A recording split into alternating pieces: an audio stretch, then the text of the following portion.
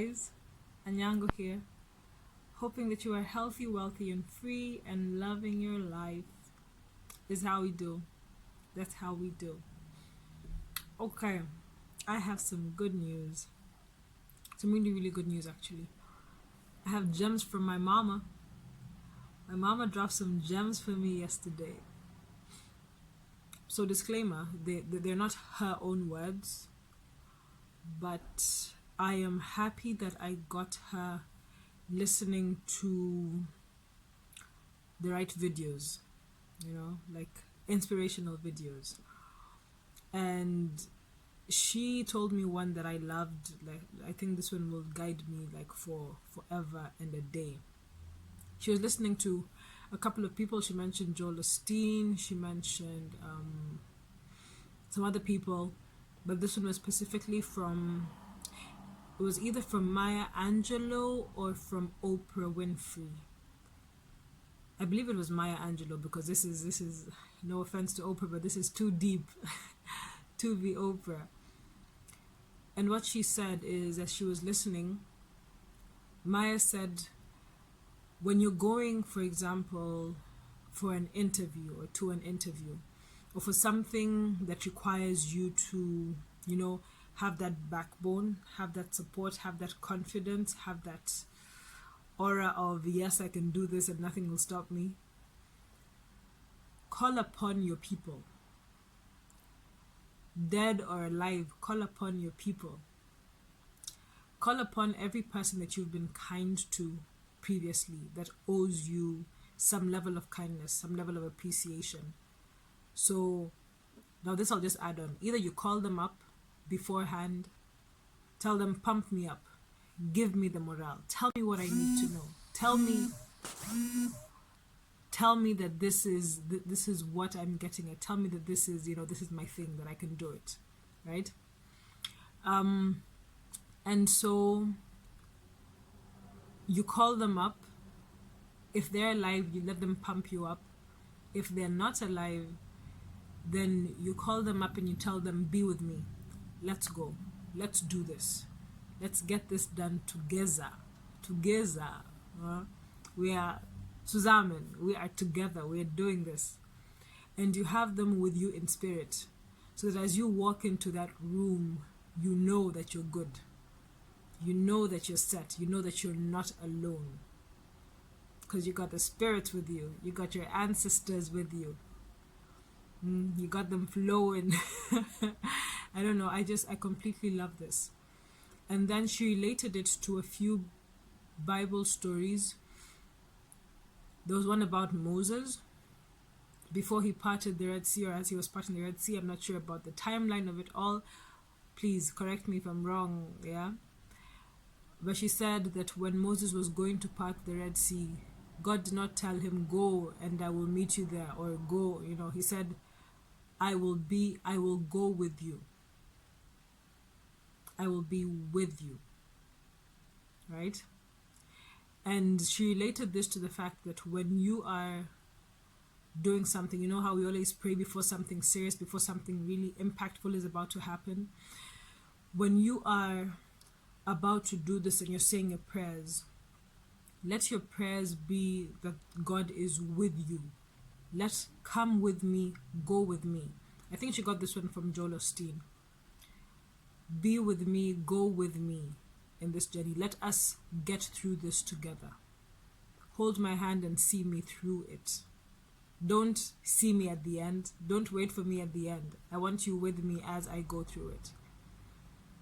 And with that mentality, you already feel like, even as you're struggling through, there's a whisper in the back of your mind, in your subconscious, in your alter ego, and whatever it is, telling you, we can do this, we can do this, we can do this, come on. That you have that cheerleader inside you. And the other example that she gave was Shadrach, Meshach, and Abednego, who refused to bow down to the king, thrown into the fire, and the guards that threw them into the fire and were told to, make it hotter, put more fire, put more coal, make it hotter, were the ones that actually died from burns and from the fire. But Shadrach, Meshach, and Abednego, inside this burning fire, were alive and well. And when they looked again, when the king went and looked at them properly in this fire, he saw that there were not 3 anymore, but there were 4 of them. And the 4th one was Jesus. And this is another example of God is with us. He is with us. So whatever you believe in, whether it is in a source or in another being, whatever it is, you request that source, that being, that God to be with you. Don't be asking for them for God to meet you in the end, or I pray that I succeed, give me the end results, because you need to struggle to get through it, and the struggle, the getting through, is the difficult part. In the end, you're like, yeah, but what if you don't get through the middle? We need the help as we walk through the middle. We need the help as we struggle through the daily tasks, the daily steps that get us to that end goal. Don't just tell God that I have this vision, I want to be great. Tell him, walk me through the steps that will make me great. Show me the way. Right? I loved it. I loved it. Come with me, ancestors. Blood of my blood. Come with me, walk with me. It just gave me this feeling of like you're walking into your interview room. Let's just be practical about it. You're walking into an interview and you're nervous as hell. And in that moment that you sit down and you're panicking and you're trying to find the words, and you just tell yourself, but I'm not alone. I'm not alone. And in your mind's eye, you see your clan, your people, your strength around you, all sitting there and telling you, yeah. Tell them what they want to hear. You know it. You can do this. You're not alone. And it gives you that extra breath, that confidence, that safety, the safety in numbers. That safety to know that I'm not alone. I'm never alone. I have my people with me. I have my God with me. Tony Robbins says, life doesn't happen to you, life happens for you. So everything that is happening, anything that is happening, it is happening because it is supposed to happen. And it's all a matter of perspective, right? So give yourself the right perspective, whichever way you want it to be, whichever perspective you want to take. Choose your perspective, the one that puts you on the right path, the positive one. Choose it, regardless of what anybody tells you. You pick it and you go with it, and you let that be your star. Let that be your guide. Let that be the notion that you turn to when you need it. Just have it with you.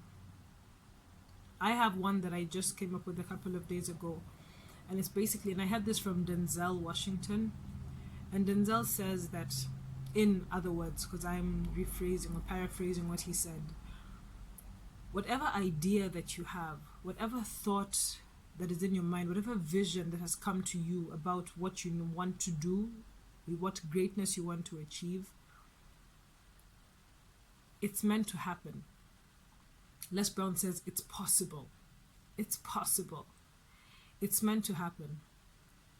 It's meant to happen because that is why it was put in me.